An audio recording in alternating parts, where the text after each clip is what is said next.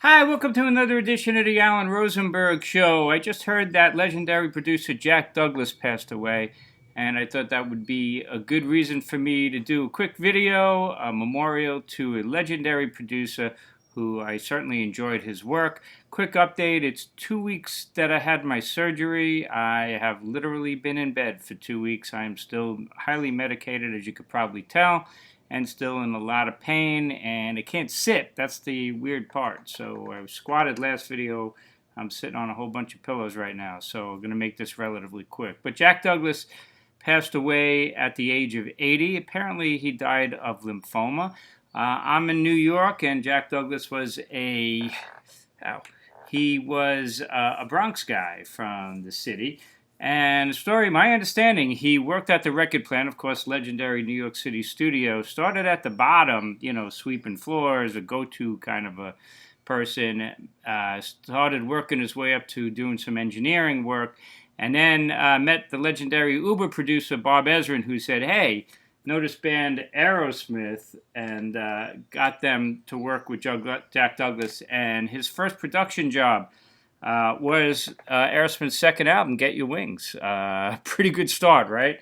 And let me make some room here. And that's really where Jack Douglas made a lot of his legendary productions, was with Aerosmith. Became almost like their sixth member, so to speak. So he did Get Your Wings, their second record. Of course, he did the third one, Toys in the Attic, the classic. And funny thing about that, of course, that's the album that's got Walk This Way on it. And my understanding is Walk This Way was Jack Douglas said to Steven Tyler, said, hey, use it as a title. Walk This Way was a famous line in Mel Brooks' Young Frankenstein. You remember they said, hey, walk this way. And that's my understanding, if that's true. So Jack Douglas did, of course, that. Then he did the follow-up, Rocks. I mean, he was with Aerosmith, through their heyday, man. Draw the Line, Bootleg, live bootleg. Even when they came back with Rockin' a Hard Place, which was not the classic Aerosmith lineup, of course, he was involved with that. Quite a run. He even did some latter day stuff, Hungin' on Bobo. He did with them, which was the blues covers record, and even this one, Music from Another Dimension. So yeah, quite a career Jack Douglas had with Aerosmith. That alone would make him a legendary New York rock producer. But he did do a lot of other things for sure, which we are about to see. I'll go through his career a little bit, not completely, but a lot of stuff. Cheap Trick. Well, he did the legendary debut Cheap Trick album, for sure. And they had quite the buzz about that band back in, 77 or so? And even involved with the album that broke them initially as a big import, and it was so successful that they bring it here at Budokan. He's all over the place, touch and go, did work with Alice Cooper and credited as a producer on Greatest Hits. I don't usually talk about compilation albums, but this is a really special one for me. This is the album that got me into Alice Cooper. It is one of the most perfect compilations ever made. And if you don't know Alice Cooper, and that album alone will just make you into at least a classic Alice Cooper fan. It doesn't get much better than that. But he did other things. He did Frankie Miller's album, Double Trouble. And Frankie here in the United States at best is a cult artist, but I like him for sure. And the other one that was really, really famous, of course, was Jack Douglas was involved with John Lennon when he came back and did Double Fantasy. And that, of course, was a huge hit, but that's because also John Lennon was assassinated right when that came out. I still have footage. I recorded that whole week when John Lennon was assassinated. I have it on VHS.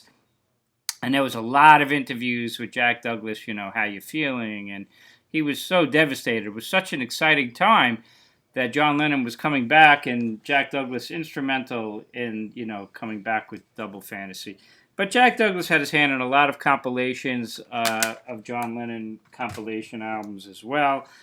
He was involved with Graham Parker to an extent. Another gray area was the album, but Temporary Beauty, what an amazing song. If you don't know Graham Parker, this is a great collection, and Jack Douglas was involved with at least another gray area, but Temporary Beauty should have been a smash hit, at least in my mind. And then what else did he do? Things like Patti Smith. I'm a big Patti Smith fan. Her second album, Radio Ethiopia, which has at least 3 of my favorite Patti Smith songs of all time: Ask the Angels, Pumping My Heart, and Pissing in a River. That's Jack Douglas Productions as well. And then I want to mention one other one that a lot of people never talk about, but one of my favorite debut albums of all time, being a Long Islander, David Kunsley, and also a New Orleans band, Zebra. And Zebra's debut album is one of my all-time favorite albums. It was such an exciting time here on Long Island when they put this out. And, you know, Who's Behind the Door and Take Your Fingers from My Hair. To me, Tell Me What You Want is one of those perfect albums. And this is Jack Douglas production. As was their second record, which is not as good, but it's still pretty good. And that is No Telling Lies. Which has Wait Until the Sun's Gone, Bears. Good stuff. Jack Douglas, a sad loss for sure to the rock and roll world. And, you know, producers are sometimes those unsung heroes. You know, they know how to make an album sound great and keep that band together and push them. And sometimes they're amazing musicians.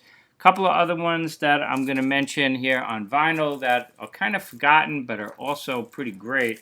The Knack. He was the producer of their third album, Round Trip, which is an album that is largely unknown and forgotten by the Knack. And it's a really good record, man.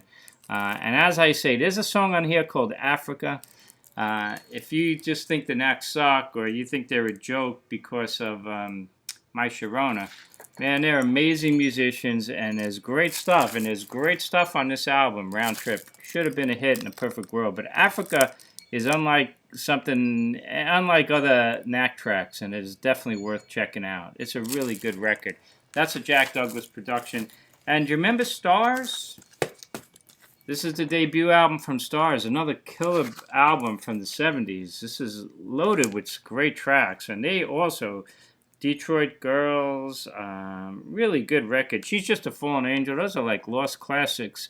And they just never made it to the big time. I saw them. They opened up for Styx on the Grand Illusion tour. And they were great. And Jack Douglas did their second record, Violation, as well.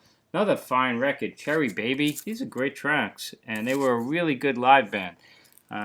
Really should have made it bigger. So there you have it, folks, my tribute to the late, great Jack Douglas, who passed away at the age of 80, apparently again from lymphoma. Sad loss, but left a hell of a discography behind, including being like the sixth member of Aerosmith alone. That would have made him legendary, but a lot of other great stuff as well. So let me know your thoughts. I hope you enjoyed this video. Bear with me. I have not been out of my house in 2 weeks. I'm wearing a White Castle hat because I haven't had real food in 2 weeks. I've been eating like eggs and toast. I can't wait till the day they have White Castle or a Whopper or a McArch from McDonald's, but I just can't eat that kind of food. I have not been out of the house or really out of my bed in 2 weeks. It just sucks. So thank you for bearing with me. I appreciate your support. Rock on, stay safe, stay healthy. You know, when you don't feel well, man, your health really becomes a priority. But thank you so much again. Oh, I should mention that Jack Douglas also did the New York Dolls. I don't have any New York Dolls. I just never was a big fan. But legendary record for sure. Should mention that one. All right, folks. I'll see you next time on the Alan Rosenberg Show. If you like my channel and you're new, you could hit playlists. There are a lot of videos, 589 videos and playlists, and you could hit subscribe if you like me. I would appreciate that. I'll see you around.